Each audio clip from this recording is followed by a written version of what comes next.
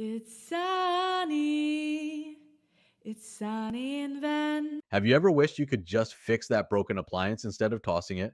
On Saturday, October 5th, 2024, head to the Pine Tree Community Center from 10 a.m. to 2 p.m.